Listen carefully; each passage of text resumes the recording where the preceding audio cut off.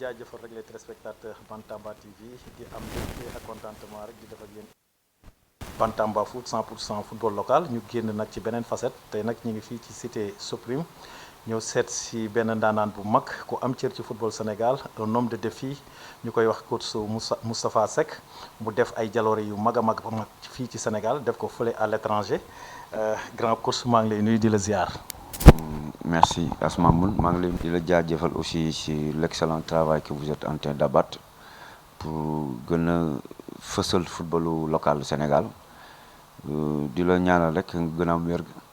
mais li ma ci xaw a métti rek mooy maa ngi wër attaquant ba léegi amaguma ko ca mi ngi jàkkaarloog man. nee naa la xeet boobu benn rek la ci suñu borom defoon waaw muy attaquant boo xam ne dafa ngéwale comme li ngay wax rek yi nga bëgg mais yooyu amul problème am naa benn doom boo xam ne maa ngi ko ciy tàggat te incha allah dinaa la ko yónnee di wax ni rek mbégte la ndax ki ma toogal wax dëgg yàlla kenn du ko présenté Sénégal gis nañ li nga xam ne tey jii nii def na ko ci football Sénégal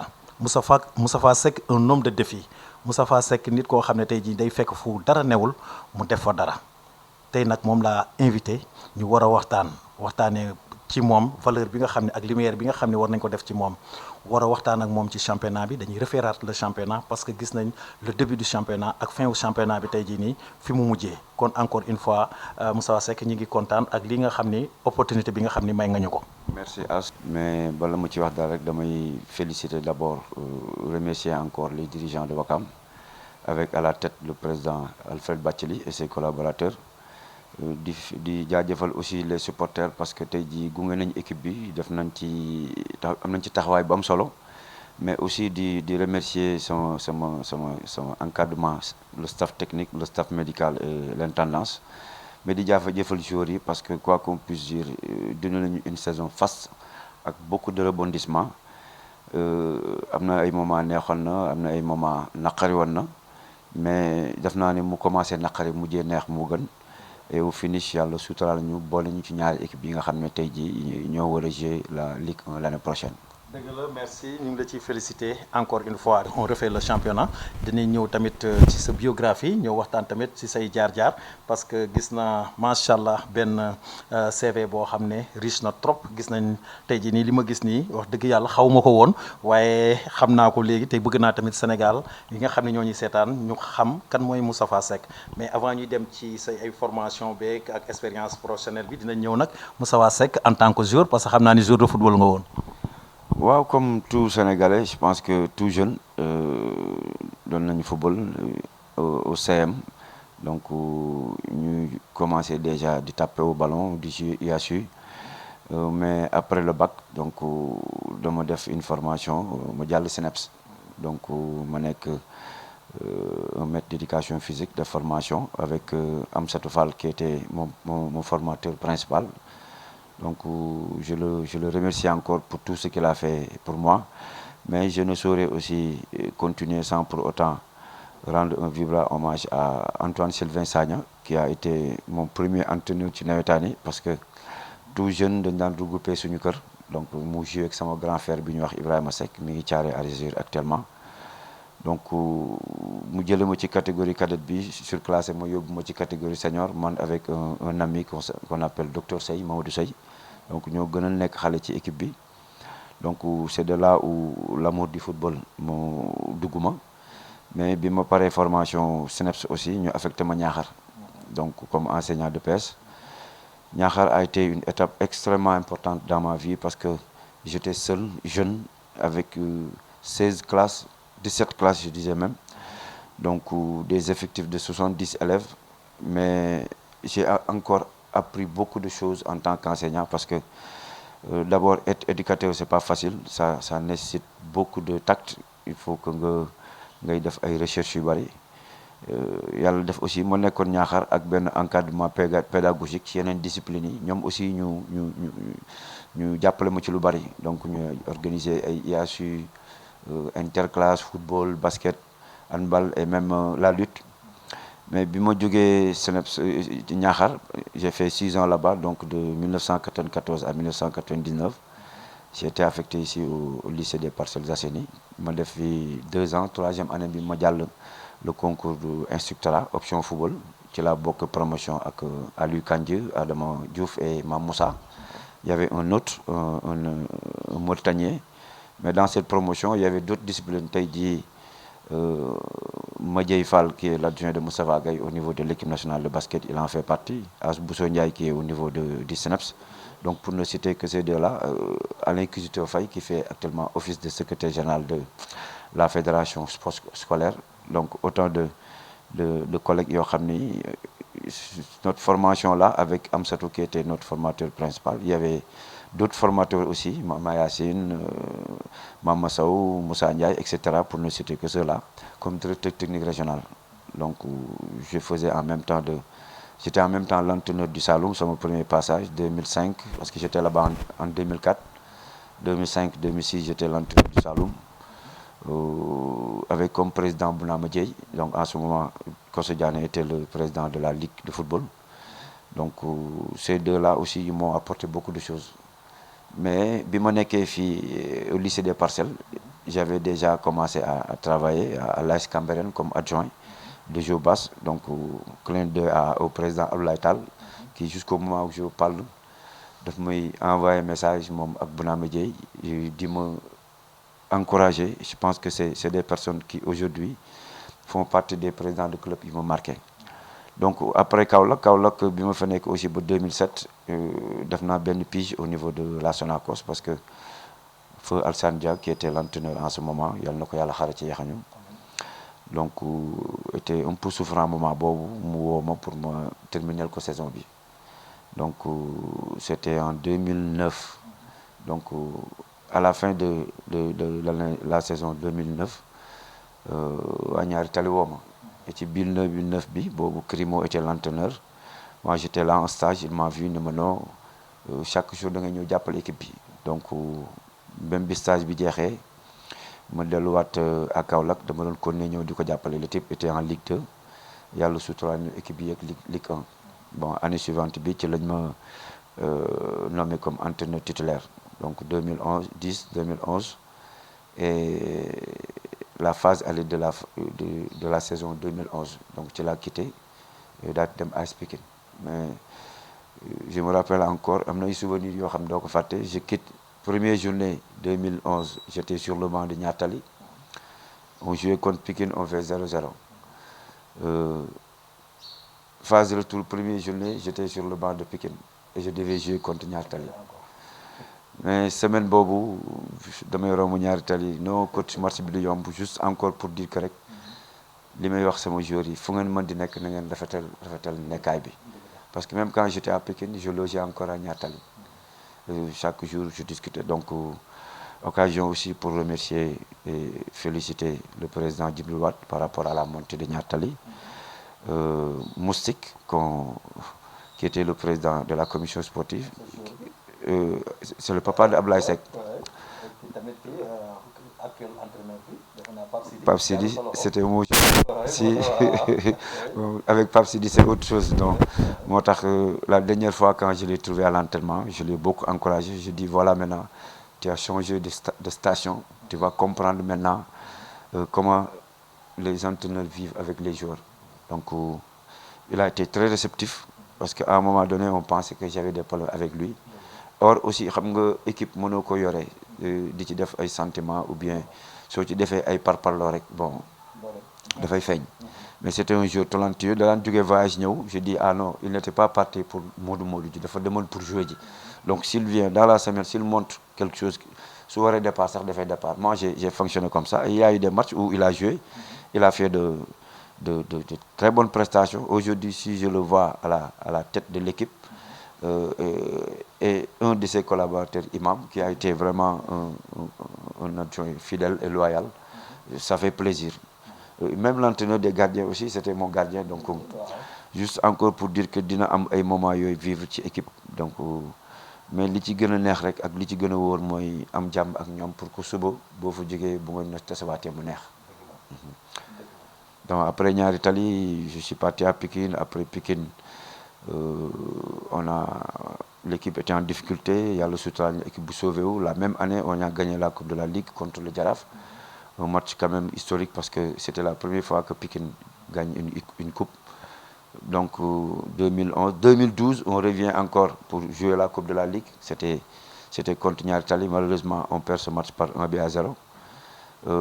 Loolu dina tax firndeel na ma ni organisation dafa am solo. L'équipe était tellement bien organisée, mais à une semaine de la finale, il y a eu des couacs. Donc mu détourné ci performance équipe bi ci performance joueurs yi, et Ñaari Tali a profité de cette situation pour gagner la Coupe de la Ligue. Après Pikine, j'ai observé une année, parce que moment où j'étais l'entraîneur adjoint de l'équipe nationale des U17, donc avec comme titulaire Dominique Colli, que je salue au passage. Donc lui aussi il a été vraiment un très bon collaborateur, parce que dafa liggéey ak ñenn ñi dafa yomb, dañ lay jox confiance bu pare yaatal la di partager lépp ak yow. Donc après cette sélection en 2013, donc je me sentais un peu fatigué, il fallait que je me repose. J'avais observé une saison, une année sabbatique. Année bi topp nag ci laa dem Guédiawaye, donc tout juste ci lañ ma nommé sélectionneur équipe nationale des locaux. Yàlla suturaal ñu année boobu équipe bi yeeg, ensuite ñu gagné Coupe de la Ligue. C'est par la suite, après avoir quitté le Guédiawaye, que l'a engagé avec le Teungueth FC. Et je profite de l'occasion aussi pour rendre un vibrant hommage à mes collaborateurs. Donc dans le staff, il y avait Ibrahima Diouf, qui fait aujourd'hui office d'entraîneur de Jamono, donc je le félicite au passage. Souleymane Diallo, qui est aussi au niveau de l'équipe nationale des U17 avec Serigne Salou, il est en même temps l'entraîneur titulaire de Guédiawaye. Il est en train de faire un excellent boulot aussi. Et également Khadim Faye, avec qui vous avez joué ensemble. Man ñooñu dem leen nam parce que suñu jotaay beneen affaire la. Donc pour pouvoir sortir et gagner en expérience aussi, parce que le fait de connaître un autre championnat, ça a été une très bonne chose pour moi. Après le Sumba, quand l'équipe est montée, donc moi je suis revenu, il y a eu quelques problèmes au plan administratif. Donc je suis revenu au Sénégal pour m'engager directement avec le Tavrazena. Donc je profite de l'occasion aussi pour remercier le président Moussa Khayra, qui m'avait fait confiance. Une équipe, oui, en Mauritanie, une équipe qui était composée de joueurs très jeunes. L'objectif était tellement facile, c'était une reprise en main. Mais on a emballé le championnat pour créer beaucoup de difficultés à l'équipe phare qui est là-bas, qui est le Orea. Dis-moi, excusez-moi, FC Nouadhibou. Aujourd'hui, je suis très content parce que je retrouve dans ce groupe-là beaucoup de joueurs en sélection A, dont Nour qui joue comme défenseur central, et Morsen qui est un milieu de terrain, un pion essentiel dans le dispositif de l'entraîneur mauritanien. Cette saison, on a eu au moins 9 internationaux dans les différentes sélections. Donc ça a été une grande satisfaction pour moi. Mais comme ma disponibilité était finie, donc je devais revenir au pied, Nibissi Sénégal. C'est en ce moment que je me suis engagé avec la Sonacos, avec le président Omar Samb, que je remercie au passage, parce que nous avons passé une moitié de saison extraordinaire, avec quelques difficultés au départ, mais vers la fin de la phase aller, l'équipe montait en puissance. Mais malheureusement, avec l'arrivée de la pandémie, donc le championnat a été arrêté. L'année suivante, sont disponibilité, donc il fallait que me retrouver mon poste au niveau du ministère des Sports. J'ai été affecté au niveau de la DAPS, donc il fallait travailler avec un club. C'est en ce moment que je me suis engagé avec Oslo, avec comme président Youssouf Fall, donc que je remercie au passage pour cette confiance aussi bi ñu accordé. Yàlla soutenir ñu équipe bi yeeg, bon équipe bi yeegee, j'avais signé une saison avec moi, donc il fallait voir est-ce qu'il fallait continuer oui ou non. Mais malheureusement, on n'était pas tombé d'accord sur certains points, donc j'avais préféré aller travailler avec un autre club, donc c'est là de Saloum. Et je félicite au passage le président Fallou Kébé, qui est quelqu'un qui est très engagé, qui veut véritablement faire de bonnes choses pour le Saloum. Mais malheureusement, la saison n'a pas été tellement ce qu'on pensait. Mais dans un cadre purement organisationnel, je pense qu'il y a des jalons qui étaient encore posés. Mais je devais revenir à Dakar, donc parce que j'étais mis à la disposition du club. Donc il fallait que je revienne à Dakar. C'est là où je me suis engagé avec les Ouakam. Merci. gis ngeen tey jaar-jaar yi nga xam ni def na ko balaa may ñëw sax tuuti danaa la laaj rek parce que dana am nu lay dàkkantalee ne maanaam Moustapha Seck équipe bu mu yore mu yéeg en première division tey mën nga ma wax ni rek li nga résumé sànq rek nga defal ma ci rek ci benn une minute rek équipe yi nga xam ni yéegal nga leen en première division muy Sénégal di à l'extérieur. waaw xam nga moi j'aimerais surtout que liggéey boo xam ni liggéeyu collectif la ñu mettre ko aussi à l'actif du collectif. Le mérite aussi, ça revient au collectif. Je me rappelle en 2010, quand j'ai été nommé meilleur entraîneur de la Ligue 1, d'ailleurs voilà les trophées qui sont là. Toujours c'est encore une source de motivation. Quand j'ai été nommé meilleur entraîneur de la Ligue 2 avec Guédiawaye, de la même chose avec aussi le Teungueth FC. Mais l'ouverture, moi, monter comme ni ma koy faral di waxee peut-être ci division inférieure la ñuy nekk pour dem division supérieure parce que su nekkoon Ligue 1 on n'allait pas parler de monter, on allait parler de titre de champion ou de vice-champion, ce qui veut dire que ni ma koy résumer rek dama koy wax ni c'est une régularité ci performance bi, une constance dans la performance, parce que bu ñuy jongante di xëccoo ca cappaandaw ja daf naa ni ki gën a ëppale ay points ci cadre football mooy nekk premier wala deuxième wala mu nekk champion wala vice champion te généralement ci championnat yi premier bi ak deuxième bi rek la ñuy gën a soxla. Yàlla def na bi ma jógee Saloum Ligue 1 la nekkoon ñaari année ma koy yëpp et de très bons joueurs, mais malheureusement l'équipe n'avait pas tellement de moyens et je le disais souvent au président Bounama Dièye booy yi su club bi amoon ba téye leen ñetti saison mën nañu lëmbe football au Sénégal, mais à l'image des autres clubs qui n'avaient pas de moyens, c'était un peu difficile de retenir les joueurs. Donc j'ai participé à la montée de Niary Tally parce que j'étais tout le temps là-bas à l'entraînement. Crimo était l'entraîneur. Donc bi mu jógee foofu ma dem mais bien avant ça c'est là où je devais commencer ça, parce que je suis né à Mékhé, j'ai grandi à Mékhé, j'ai joué à l'AS Guney Ngaye, donc équipe bi nekkoon na fi 3e division. Donc ma ñëw que la compétition n'était pas encore commencé gul woon, xam nga division régionale parfois da doon yéex a commencé, donc yàlla suturaal ma équipe bi jógee 2-3 dem D2, mais comme j'étais élève, donc j'étais encore en formation au CNEPS, école bu ubbi dama doon delluwaat. Donc bi ma jógee foofu après Pikine, donc Guédiawaye nekk Ligue 2, yàlla suturaal ñu équipe bi yéeg Ligue 1. bi ma jógee Guédiawaye ma dem Teungueth FC, l'équipe était en national parce que Ligue 2 la nekkoon mu wàcc équipe bi en 2 ans mu jógee national 1 dem Ligue 1. donc bi ma jógee Guédiawaye aussi Teungueth FC, après dem naa fi Guinée, l'équipe était en 2e division en Ligue 2 guinéenne, l'équipe bi daal di yéeg, mais malheureusement il paraît que moo fi jógee ak des problèmes administratifs, l'équipe finalement gars yi wàccewaat ko daal di jël Koya, mais boobu man fekk na ma ñibbisi. Donc bi ma jógee foofu ma dem Mauritanie, bi ma ñëwaatee Oslo nekkoon en national, yàlla suturaal ñu équipe bi yéeg. Donc bi ma jógee Oslo, après je suis retourné au Saloum, donc l'équipe était en national. Donc ma jógee fa, l'équipe n'est pas montée, je suis venu à Ouakam, après équipe bi yéeg en Ligue 1 waaye.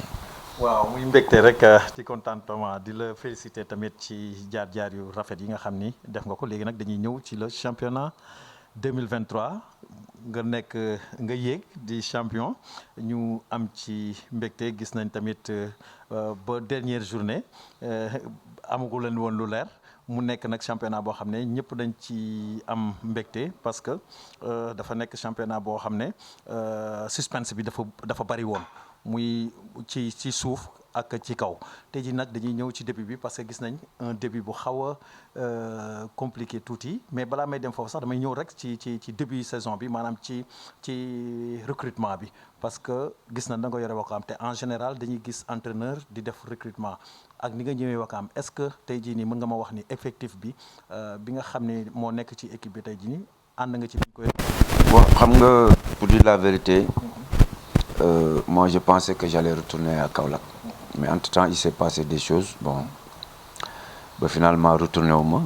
Quand le président Alfred Bathily est venu, nous avons discuté. L'équipe était déjà en préparation à Toubab Dialaw. Donc, je me retrouvé où? Parce que moment aussi, j'étais à l'Institut Diambar parce qu'on devait encadrer une session de formation licence D. Donc, je dis coco à cette promotion. Donc, quand je suis venu nous waxtaan ba bi may nekk à Saly, je pensais que damay delluwaat Kaolack. Mais il y a une certaine lenteur. Finalement, je me suis engagé avec le Saloum, avec les Ouakam. Ils me disaient qu'il y a déjà un groupe de joueurs qui sont actuellement en préparation. Le recrutement a été déjà fait, mais quand je suis venu, j'ai fait tout juste 2 jours avec ce groupe-là en préparation. Donc j'avais demandé à ce que nous prolongions au moins 2-3 jours, ce que le président a accepté automatiquement, ne serait-ce que pour familiariser ou faire une bonne prise en main et faire l'état des lieux. Donc quand je suis arrivé, j'ai trouvé un groupe de joueurs. Je n'étais pas totalement en phase avec certains, donc, mais j'avais dit au président, dans ce groupe, il y a au moins une dizaine de on va voir, parce que nous avons recruté joueurs, nous avons yaakaar ci man bi ma recruté, nous avons yaakaar ci joueurs. Donc c'était pas normal à mon avis, nous jël joueurs parce que nous aussi avons un rôle. Parfois, nous avons des joueurs mu am benn niveau bi mu bañ a nekk totalement le niveau que bi nga bëgg, mais c'est à toi, à tes collaborateurs de le hisser, de rehausser son niveau. Bon, parfois aussi tu peux te dire qu'il n'a pas encore le niveau de la Ligue 2. Donc l'intérêt mooy mu dem au moins aiguiser encore ses armes au niveau de la nationale. Mais bi ñu ñëwee avec le groupe qu'on a trouvé, moi je suis venu avec un seul joueur en la personne de Sonko. Je l'avais au Saloum parce que un de mes anciens footballeurs, mon football, en la personne de Chérif Salif Sagné, que je salue au passage, et sa femme. Nous avons qui coach. Quand je l'ai regardé, il était jeune, ambitieux. Au Saloum, à Louis Wakam, j'ai proposé ça aux dirigeants. Bon, ils l'ont accepté. Je pense que c'est le seul joueur qui a au niveau de l'USO. Mais un groupe était déjà là. Nous avons continué à travailler avec ce groupe. Mais au fur des jours, des journées, on a fait savoir à certains que le mieux serait qu'ils soient prêtés, ou bien s'ils veulent nous libérer. Je pense que le président et ses collaborateurs, ils ont été très diplomatiques parce qu'il n'y a pas eu de frustration. On a accompagné certains pour les prêter. D'autres ont demandé à être libérés, on les a libérés. Donc je pense que cet effet tourne autour de 14 jours. Donc, et presque ces 14 jours-là, les 10 ou 12 ont fait la préparation avec l'équipe du président et de toute la direction du club. Parce que staff technique, le ko gëna mëna dolel moy ñi ngank bop équipe club bi. Je pense que vous étiez là-bas après la défaite contre Mbour Petite Côte. Le président est venu rencontrer tous les jours sur la pelouse. Wax fa kaddu yu daw yaram tay la leen gëna wolu muy joueur muy entraîneur muy tout le staff. Je pense que nit bo bañé gatché aussi nga digalé ko ay gor amna kaddu yo xamni soko déggé dafa wara nek dopage pour yow dafa la gëna motiver. Et on a continué à travailler, on a continué à discuter avec les joueurs, chercher qu'est-ce qui n'allait pas parce que aussi on ne pouvait pas être aussi optimiste dans la mesure où c'est un groupe. Il y avait des nouveaux, donc pour les intégrer, je pense qu'il y avait des des situations yoo xam ni mënuñu ko def d'une façon aussi rapide, donc il fallait poser des jalons lentement et sûrement, même si le championnat n'attendait pas, mais c'était encore loin d'être joué. Donc il y a un discours qu'on tenait aux joueurs, plus maintenant l'apport de tout un chacun. Je pense que quand le club va jusqu'à chercher un coach mental pour discuter, faire beaucoup de séances avec les joueurs, nous aussi à notre niveau sur le terrain, on faisait des séances sur le plan mental. Ici, ajoute à cela aussi la direction du club bu ñu demee ba jël professeur Massamba Gueye pour mu ñëw waxtaan ak joueurs yi gën leen a faram fàcceel lan mooy devise club bi waxtaan ak supporters yi xamal ni leen supporter dafa war a supporter et que quelle que soit situation yi lu mu métti métti dañu war a pousser les joueurs à ce que ñu sublimer wu. Je pense que voilà li nga xam ni moo ñu joxoon mental. Mais loolu lépp boo ko jëlee teg ko de côté aussi li nga xam ne mooy juti mooy mujj mooy yàlla parce que aussi soo gëmul yàlla entraîneur da ngay liggéey yore sa équipe liggéey beneen entraîneur di yore équipe am di liggéey ci yàlla ñëpp la fi nekkal mais yàlla nag àndut ak yaafoos ñi nga xam ni dañoo gëm liggéey gëm seen bopp gëm ko je pense que ñooñu lay gën a àndal et que tey jii suñu demee ba championnat bi jeex ñu bokk ci ñaar ñi nga xam ne ñoo war a jouer Ligue 1 je pense que gëm yàlla moo ñu njëkk animé et comme ni ma ko waxee léegi la confiance des dirigeants parce que tey jii bi ñu amee troisième défaite am na ci club yoo xam ni bu doon ñoom dañuy séparé ak seen staff loolu crise installé wu mu xaw a jaxasoo donc il fallait encore chercher un autre entraîneur bala mu ñëw di adapté wu ci championnat de xaar mais je pense que ce qui a poussé la direction du club, le président Alfred, c'est que, je vous dis une chose, c'est des jeunes, mais des jeunes cadres, dans leur domaine, mais ci liñ ko nekk dans leur domaine dañ koy transposer dans le football. Je pense que si aujourd'hui ce sont des dirigeants parce que am nañ benn expertise par rapport à leur profession, gérer entreprise nag du gérer club, du gérer équipe, mais gérer entreprise gérer club c'est la même chose. Je ne sais pas si je me fais comprendre. Mais par rapport à la gestion des hommes loolu c'est autre chose. Damay faral di wax ni il y a certains qui font la confusion entre le club et l'équipe. Ouakam est un club pluridisciplinaire am na yeneen discipline mais le club de football il y a aussi le basket ak yeneen discipline yi mais tey jii yenn président sax dama leen di tooñ naa leen yaay président club bi man président équipe bi. Donc juste encore pour dire que cette cohésion bi amoon entre l'administration du club et le staff daf ñu yombal lu bari parce que ñoom ils se parlaient régulièrement et que chacun a ce qui le concerne par rapport ak ses prérogatives par rapport ak ses responsabilités donc doon def da doon am sax parfois ay dépassement de fonction parce que damay rappeler wu par exemple que muy Diagne Gueye kay muy Moussa Diagne c'est des dirigeants qui m'appelaient à des heures tardives ñuy toog di waxtaan aussi bien sur le plan organisationnel aussi bien aussi sur le plan technique parce que damay faral di wax parfois sama naataangoo yi mënuñoo liggéey ak ay dirigeants des gens qui ont fait plus de 15 ans 20 ans dans ce football ci xamuñu ci dara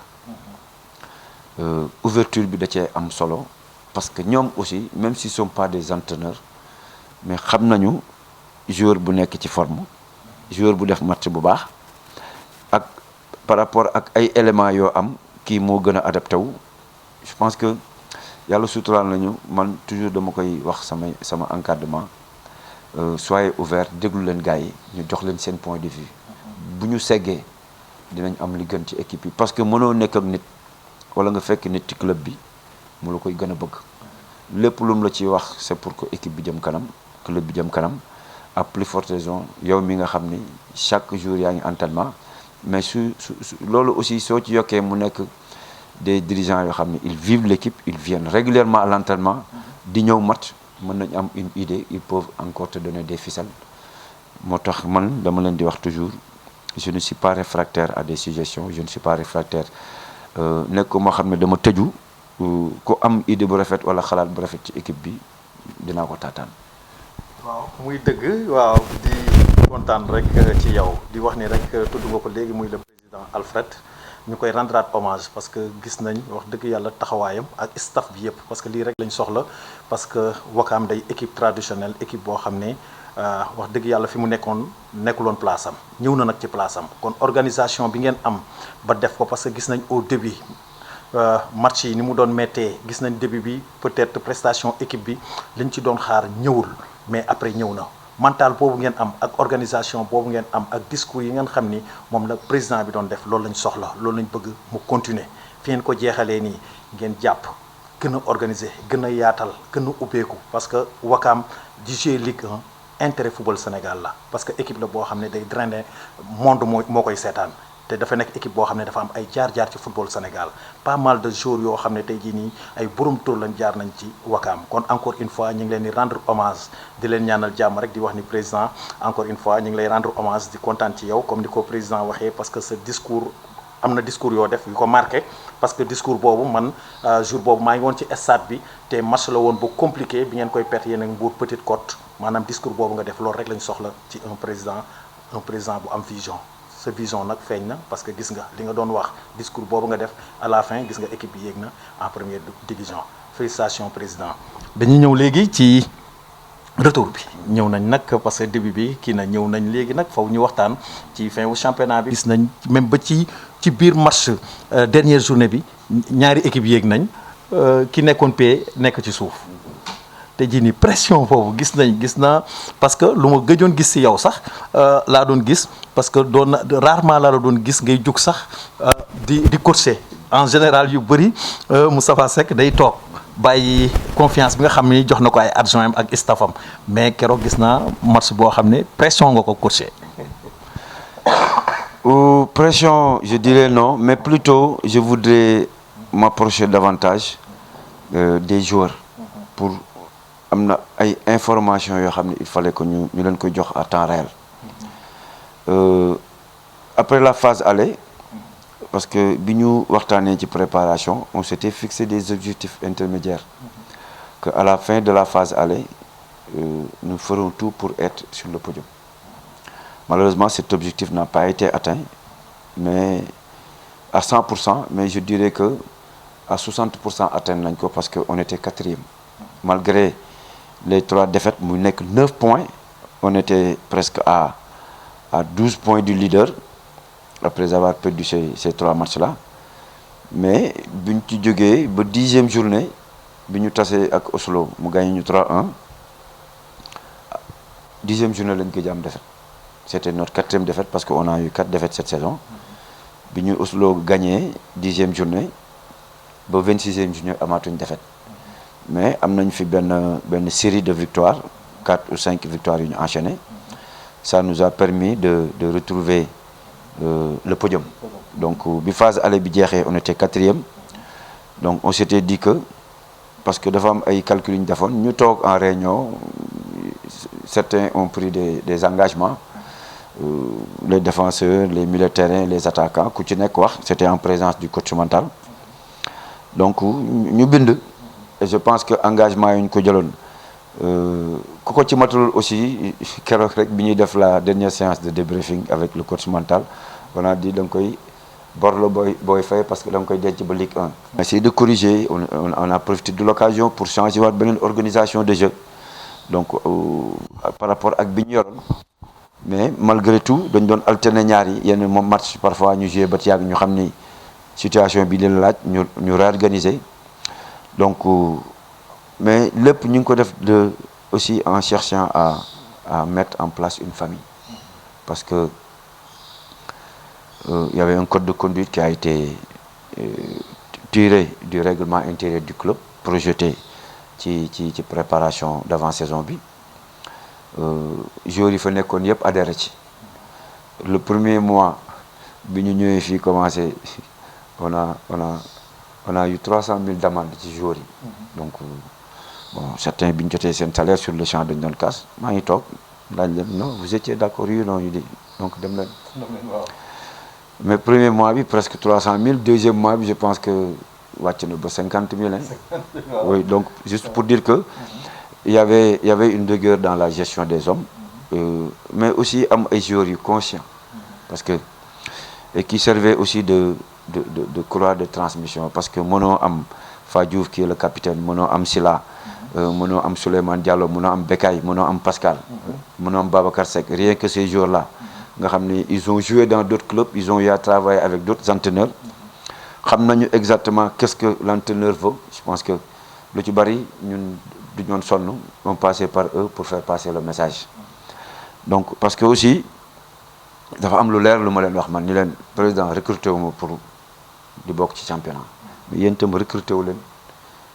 pour ngeen di jouer fii ay maintien parce que bi ma toogee ak dirigeant yi président ne ma coach joueurs yi dañoo am yaakaar ci ñoom mais ni ñu amee yaakaar ci yow nañu amee yaakaar moo tax j'ai exploité ces dires pour aller dire aux joueurs que autant on ne m'a pas recruté pour di jouer ay maintien waaye yéen itam recruté wuñ leen pour ay maintien donc loolu mu nekkoon parfois ay mots yoo xam ni daf leen doon gën a galvaniser c'était encore une source de motivation donc ci biir loolu saison bi li muy métti yëpp am na ay calculs yu ñu doon def on se fixait des objectifs et yàlla doon suturaal à chaque fois bu ñu ko atteindre à 100% duñ ko sori maintenant on s'était dit nañ dem podium bu ñu xësee ba dem podium li ci des doo dàqe la et généralement dans un championnat boo xoolee li mu la wax ni il est rare que équipe bañ a bokk ci podium bi à la fin de la phase aller bokk ci équipe yi yéeg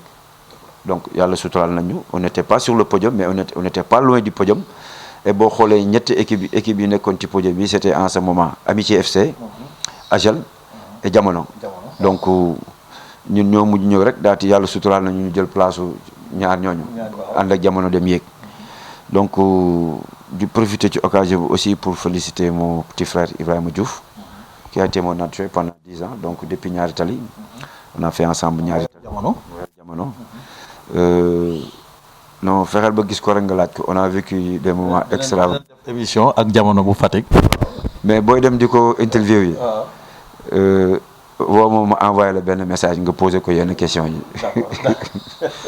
donc je le félicite pour l'excellent travail qu'il a eu à faire en même temps le président Adama Ndour et ses collaborateurs qui nous ont fait confiance je pense que certaines localités ont besoin de vivre le football pour que au moins dëkk yi gën a dund dëgg la muy mbégte ak contentement rek sur la télévision Bantamba TV doon émission Bantamba Foot 100% football local waaw pour terminer je disais que même bi ñu demee ci podium bi j'allais oublier de le dire on s'était dit que daal nañu fexe ba les 3 derniers matchs qui va être une phase extrêmement sensible ci championnat ku xaf ñu romb la et là chaque jour j'appelais les dirigeants attention n'oubliez pas que moment bi ñu toog moment bu sensible la rien ne doit être laissé au hasard donc soyons encore le plus organisé possible je pense que lu ñu xam la lu ñu bëgg la lu ñu mën la mais rappel xam nga dafa nekk lu am solo ñu nekk ci mais li ñu doon wax aussi mooy que nañu fexe ba chaque journée que ñun suñu destin nekk ci suñu loxo lu am solo la ci fin championnat parce que boo fi nekkee naan waaw diw bu defee match nul que li bu dugalee 4 buts et cetera non c'est situation des critiques et jusqu'à la dernière journée notre destin était entre nos mains. dëgg la waaw mi ngi noonu ñi may woo rek moom mooy les coachs yi nga xam ne tamit bëgg nañ seen équipe yi yéeg en première division seetaan leen émission bi ngeen déglu Moustapha Seck. kontaan rek ci yow di gis rek mental bi di am rek jàngat wax dëgg yàlla maa ngi toog mais tamit maa ngi am lu bëri loo xam ne tamit maa ngi koy jàng ci yow ci mental ci organisation ak ci yooyu yëpp loolu tamit di ci woo rek coach yi nga xam ne tamit ñoo nekk ci championnat bi ñu xam ni rek am na loo xam ne des fois mën nga ko jàng ci sa morom parce que buñ demee ba dàkkantele ko coach bi nga xam ne équipe bu mu jaar daanaka mu yéegal ko en première division tey jii si j'étais à votre place tamit dina am loo xam ne ci entretien bi may def tamit dinaa ko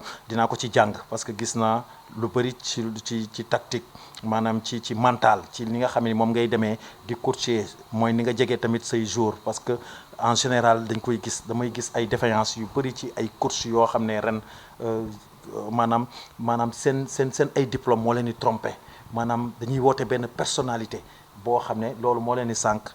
ci seen maanaam projet yi nga xam ni moom la ñu war a def parce que tey jii nii dama gis ni nga jegee say jour parce que benn affinité dafa baax ci entraîneur ci digganteem moom ak joueuram di wax rek ni loolu benn appel la rek boo xam ne tamit mënu ma ko ci woon def parce que am nañ vécu bi am na vécu bi ñun ñaar ñëpp ay anciens joueurs lañ parce que am na yu bëri tey jii nii ci vécu rek loolu sax balaa ma ciy dem tuuti rek dinaa la ko laaj maanaam comme tey jii nii un ancien joueur bu am benn vécu sur le plan international ak sur le plan national est-ce que mën na nekk un coach. oui mën na nekk coach su accepter di former wu di continuer di former wu parce que le coaching maintenant du simplement dama bëgg doon coach de non c'est une formation extrêmement longue et chaque jour xam nga football moom dafay basé wu ci science ci chaque jour am affaire yu bees quand je vous dis que le PSG a 5 préparateurs physiques les 2 sur le terrain les 3 sont dans les salles di expérimenter yenn affaire yi donc mbir boo ci nekkee ba pare pratiquer ko nekk dongoom pour doon sëriñam du jafe mais il faut aller accepter d'aller faire des formations parce que l'entraînement c'est la science. parce que vécu bi moom boo ko boolee formation moom defe naa ni affaire bi day yomb léegi dañuy ñëw parce que ñu ngi ci daanaka ci fin wu émission bi mais avant ñuy dem ci yenn questions yi rek dañuy ñëw tuuti ci comme tey jii ni gis nañ li nga yoree Wakaam ba yéeg en première division ñàkkul tamit tey jii nii xaw ma nag ba xam yaa yore Wakaan déwén mais tey jii nii boo doon yokk ak boo doon wàññi ak yenn manquement yi nga xam ni tamit gis nga ko ci équipe bi loolu laa bëggoon tuuti rek nga sànni ma ci ay kàddu. waaw man damay faral di wax dama ànd ci ñi nga xam dañ naan œuvre humaine mënta parfaite donc lu nit ki di góorgóorlu aussi di liggéey ba am li nga soxla teewul li naan waaw góor du yàq jëf tey jii chaque jour dama koy tooñe yenn président par exemple ñaari tali je disais très souvent à Djibril Wal yow sa objectif mooy terrain bi moo tax keroog bi ma gisee terrain bi ñu ne octroyé nañ ko ñaari tali ma gis ñu defar gazon bi j'ai pris mon téléphone je l'ai appelé je l'ai félicité pour lui dire que même si l'objectif a été atteint cette année mais ça a été un objectif Wakam damay wax président toujours ni ko club dafa am loo xam ni ay constante la bu ko amee da koy yombal lu bari imaginez un club qui n'a pas de bus chaque match surtout boo nekkee ci région yi chaque match dépense 300 400 parfois boo jëmee ci zone yu xaw a reculé ay 800 1 million mais soo ko calculer pendant 2 ans 3 ans c'est la valeur d'un bus même bu dee bus boo xam ne 30 personnes la donc je dis au président club bi am na bus mais tey jii jëmm club bi war naa mën a am bus bu gën a taxaw leneen li mooy xam ni loolu moom mooy li gën a impératif sa terrain booy entraîner parce que tey jii boo xoolee pourquoi le Sénégal a rayonné au niveau africain regardez le nombre de terrains à Dakar et dans les régions les championnats à part peut-être national 1 ak 2 régional la Ligue 1 et la Ligue 2 ça ne se joue plus sur du sable. Même en national maintenant dañ koy jouer ci terrain gazon. Très bien bon je sais que en Coupe du Sénégal daal en Coupe de la Ligue le président Saër Seck avait dit non kenn du ko jouer ci suuf. Coupe du Sénégal aussi j'ai vu que loolu la je pense que club bu amee terrain dina ko yombalal lu bari parce que si vous avez une catégorie senior nga nekk surtout un club de Ligue Pro un club professionnel nga am U20 am ay U17 tu veux mettre en place une académie terrain rek boo moomal sa bopp bu la neexee nga tëdd ba 3 heures du matin nga yee say jours même bu dee 5 jours booy travail benn structure partielle ak ñoom nga def ko mais soo ko amul da ngay taxaw di entraîner ay yeneen équipe taxaw di la mettre la pression parfois 2 heures de temps yi ngay am sax li ngay am pour liggéey ci mais boo xoolee volume de travail effectif bi parfois du mat sax 1h20 1h20 par rapport ak effectif joueurs yi ngay am mais soo amee sa terrain bu la neexee nga jël 45 minutes benn groupe jëlaat say 45 minutes benn groupe te parce que boo calculer soo yoree 30 jours benn joueur bu laalee bal balaa ballon bi ñëwaat boo calculer moom chaque fois su laalee bal nga chronomètre mais volume globalu séance am bi du bokk ak si même si c'était sur 45 minutes nga am 12 jours wala 15 jours liggéey ñoom moo tax ma ni club bi su amee terrain boppam non dafay régler ngandam problème bu rëy leneen li mooy gis nga man mii soo amuloon fu ma dëkk dugal ma fekk si fii club day am siège nga xam ni fa lañ rendez-vous foofu la. Et je pense que les dirigeants de Ouakam ont compris ça et le siège va être semaine bi lañ ko non tabax déjà commencé nañ parce que il y avait quelques problèmes pour le terrain. Je pense que ça ce n'est plus d'actualité.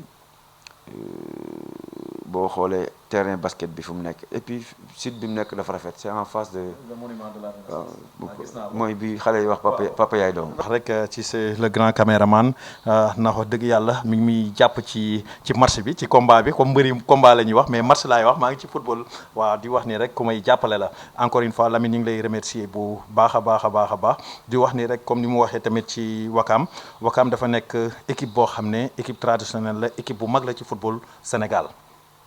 li mu wax sànq wax dëgg yàlla man defe noon naa ni sax Ouakam war nañ dépasser foofu muy Ouakam di yeneen équipe parce que bu Ouakam moo feeñ parce que club bu mel ni Ouakam tamit war na mën a am stade sax laay wax du ma wax sax terrain parce que Ouakam pas mal am na ay espace yi nga xam ne mi ngi fa mais yooyu yëpp c'est suuf la te war na dépasser foofu di entraîner ci suuf maanaam du ne sax ci suuf la ñuy entraîner parce que ñu ngi dem di fay ci ay stade di entraîner mais tey jii nii seen terrain boobu ñu am ci biir foofu lu ne xaj na fa ndax boo ko xoolee tamit sax loolu da nga koy gis sax ci football ci équipe yi nga xam ne académie yi boo xoolee souvent booy jouer ak ñoom sax possession ballon sax ci ñoom nga koy gisee parce que temps bi ñuy am di entraîner ci terrain gazon équipe yi nga xam ne mooy équipe yu mag yi fii yenn équipe yu mag yi amuñu ko waaw ba nga xam ni loolu sax day feeñ da ngay mujj gi entraîneur bi day dem ci raccourci buy jouer ak équipe yooyu maanaam di xool nan la mën a contrer seen possession du ballon pour gagner leen parce que ñu ngi koy gis maa ngi ci terrain bi waa di ñëw rek ci 2 dernières questions yi maanaam rek moom mooy comme ni ñuy wax parce que tey xool nga gis nga sunu club yi ba léegi sur le plan international gisuñu leen les équipes nationales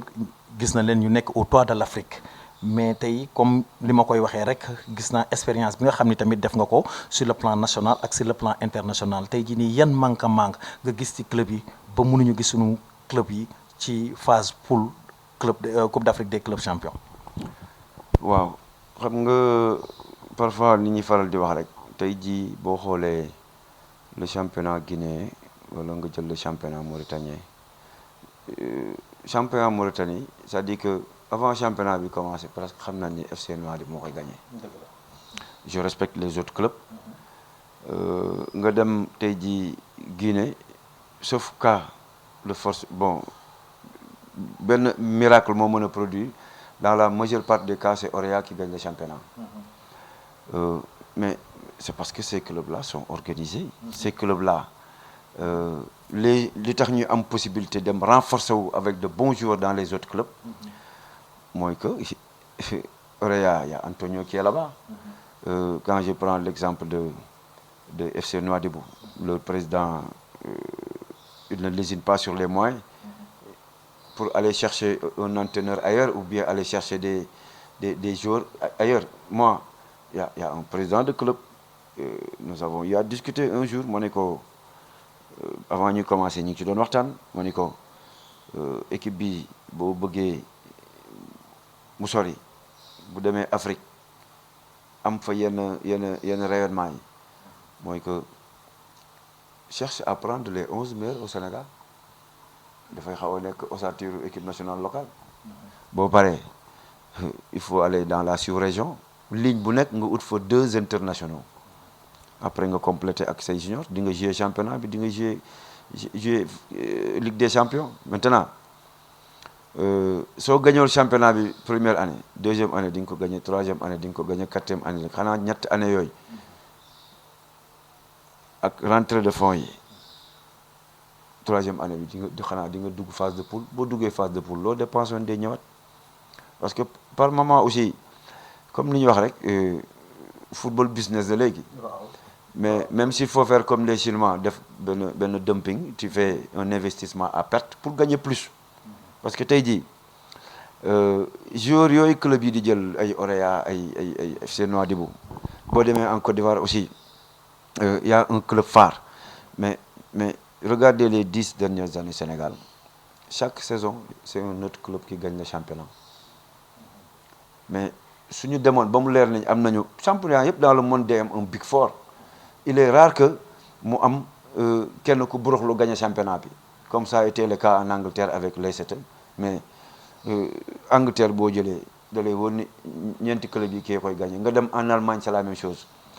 mais si dans un championnat chaque année keneen gagné ko ça dit que les équipes sont presque de la même valeur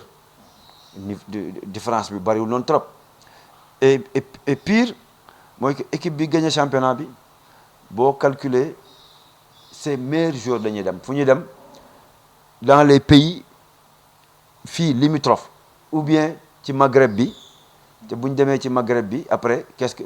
ñu def tirage après ñu war a tester ñoom ñu am ay joueurs fa nekk tey jii Azam y a combien de joueurs sénégalais WAC y a des joueurs sénégalais pour ne citer que ces deux pays là te ñooñu tuuta Orea gi y a des joueurs sénégalais même FC Nouadhibou il y avait des joueurs sénégalais parce que Tanzanie même oui souvent très bien donc su fekkee léegi nos joueurs là ne s'expatrient plus en Europe Afrique gi la ñuy expatrié wu donc c'est-à-dire que club yooyu seen président yi am na un plus bu ñu def pour mën a attirer ces joueurs là donc joueurs yi nga formé fii gagné championnat après demain moom ngay tasewaat ñu nekk ci yeneen club en Afrique ñu empêché nga dugg phase de poule donc la première raison mooy que comment faire pour éviter cet exode comment faire pour dëj joueurs yooyu tëj leen mooy jox leen salaire yu baax parce que parfois am 500 000 Maroc mais man am 400 000 fii Sénégal moomu gën a je serai toujours proche de ma famille ensuite défendre les couleurs de ma nation. ba tey rek Sénégal pour man war nañoo mën a may fay sunu joueurs yi 1 million jox leen appartement jox leen oto parce que am nañ ko te war nañ koo mën ndax boo xoolee comme ni mu koy waxee rek ci sous région bi fii la ñuy dugg see si seen ay joueurs fii dañuy jëlee entraîneur parce que gis nga yu bëri yaa ngi gis ay entraîneurs yu bëri yoo xam ne ñu ngi dem ci sous région bi loolooy wan nit bu dee football rek Sénégal am na ko bu dee joueur bu dee entraîneur lépp mënuñu ko jéggaane am nañ ko fii ci Sénégal waaw loolu moom dañu bëgg mu leer parce que am na loo xam ne soxlootuñ ko comme ni doon wootee naan dañuy wuti ay entraîneur à l'étranger loolu am nañ ko li ñu bëgg maanaam mooy les sponsors ñëw gën a jege suñu club ba ñu mën a fay suñu ay joueurs comme li ñu bëgg ba mën a téye suñu ay joueurs parce que gis nañ tey est-ce que loolu dina gaaw maa ngi ko koy poser question di ko wax ni kañ la ñuy gis suñu club yi ci phase poule Coupe d'Afrique des clubs champions tey maa ngi dégg léegi génération foot bi nga xam ne mooy champion du Sénégal gis naa 12 jours yoo xam ne war nañu dem à l'étranger kon ñu ngi ñëw rek ci fin émission bi mais dina am question boo xam ne dinaa la tooñ laaj la ko parce que xaw ma ba xam da ngay continuer ak EZO parce que dafa am ay fuite ay affaires yoo xam ne ñu ngi koy tudd ci suuf ay information xamuñu ba xam dëgg la wala du dëgg ñu ne Moustapha Seck moom mooy nekk entraîneur Jaraaf la saison prochaine. À répondre à votre question je pense que musuma toog dirigeant Jaraaf musuma foofu moo tax quand j'ai lu ça dans un journal de la place ça m'a un peu surpris maa ngi yow daal ñoo ko déggandoo parce que moi j'ai signé 2 ans avec les Ouakam et avant-hier j'ai discuté avec le président on n'a pas fait totalement l'évaluation mais il est d'avis à ce qu'on continue la collaboration moi aussi je suis prêt donc à 99,99% ou même 100% je reste à Ouakam. naa ni damay dem rek jox ko appel bi muy def ak kàddu mujjum bi nga xam ni moom lay jox les téléspectateurs Bantamba TV. bon di la jaajëfal yow parce que waxuma la Sénégal rek mais dans le monde entier ñi ngi gis l'excellent travail que vous êtes en train d'abattre yow ak say liggéeykat parce que derrière chaque émission. Il y a les hommes de l'ombre donc ñooñu aussi maa ngi leen di jaajëfal je pense que di remercier toute la population de Mékhé parce que surtout nañu ma ci moment yu compliqué moment yu metti et en permanence tout le temps di remercier aussi toute ma famille ñu ma encadré ñi nga xam ni muñal nañ ma ci lu bari parce que xam nga football moom dafa nekk lu fiir loo xam ni parfois si ta famille ne te comprend pas dafay xaw a metti mais heureusement que mes frères étaient dans le football donc ñoom comprendre nañ ma ici ajoute à cela aussi la population de Ouakam je pense que yàlla suturaal nañu bokk ñi nga xam ni li waa village bi yëpp bëggoon am nañ ko ren donc di leen wax nañu gën a delloo gën a ñaax rek xale yi parce que Ouakam dafa toll benn moment boo xam ni nekk club historique mu am benn étape bu mu traversé. Je pense que c'est le moment de féliciter encore la direction du club qui a eu une vision par rapport à tout ce qui s'est passé, def diagnostic yi am benn ay axes prioritaires yi ñu dégagé. Je pense que ça, là, si vous parlez avec le président, il pourra entrer dans les détails parce que il y a virage 2025 où le club doit être rénové par rapport à l'existant, parce que n'oublions pas que aussi Ouakam, ce n'est pas cette année, Ouakam c'est depuis 1951. Autant de présidents sont passés, autant d'entraîneurs sont passés. Je profite de l'occasion également pour dire que Alfred Bathily, qui est le président, son prédécesseur, qui est devenu le maire de Ouakam, Abdou Aziz, continue à vivre l'équipe. day ñëw stade keroog bi ma ko gisee tribune après le match. gis naa ko. Non, j'étais agréablement surpris. Joseph Senghor aussi qui a travaillé avec le club pendant des années. C'est le moment aussi de lui rendre un vibrant hommage. Quelqu'un avec qui nous avons travaillé avec la sélection locale parce qu'il était le préparateur physique de cette sélection. L'année dernière, ils ont raté de peu la montée. Je pense que ce qu'on a obtenu cette année n'est que quelque chose boo xam ne c'est ex nihilo. Non, c'est à la base d'un travail qui a été mené pendant des années. Donc chapeau à Joseph Senghor, mon frère, et à tous ceux qui ont eu à travailler avec le club dans les années précédentes. Maintenant, c'est le futur qui va il faudra moo jar a xalaat ci la ñuy xalaat et quels sont les jalons qu'il faudra poser pour que Ouakam gën a jëm ci kanam. Parce que moi j'ai dit au président cette liesse populaire bi ma gis après la montée war nañ ko mën a exploiter pour que club bi bañ a am ay ambition Sénégal rek jouer coupe du Sénégal, jouer la coupe de la Ligue, jouer championnat. Non, Ouakam comme d'autres clubs au Sénégal ici doivent penser avoir ay ambition. lii rek la ñu war a def muy émission bi nga xam ne dañ koy def rek maanaam ci vacances yi di seeti course yi di wax ne nag ñu bañ nag ñu bàyyi ma ko nag boobu ñu bañ ko copier parce que gars yi loolu la ñuy xaar nañ ma bàyyi nag ak sama émission man ak course yi la parce que ay salon du course la ay cursus la yoo xam ne dañ koy def ak entraîneurs yi parce que man ci loolu lay dox ci ñi nga xam ne tamit comme ni mu ko tuddee rek sànq ñi nekk ci ginnaaw di liggéey loolu bëgg naa di def lumière ci ñoom waa di wax ne rek sur Bantamba TV mu nekkoon nag émission Bantamba Foot ak le grand coach bi nga xam ne dafa ñeme défi muy Moustapha Seck muy nit ku baax balaa muy tëj sax dinaa ko wax un jour Moustapha Seck entraîneur équipe nationale A. Vous savez, hein, moi j'ai l'habitude, parfois quand je le dis à certaines personnes, dañuy def retaan nee naa leen bu ñu demee ba tey jii ñu am possibilité nos sélections sont gérées uniquement par l'expertise locale, ça fait plaisir.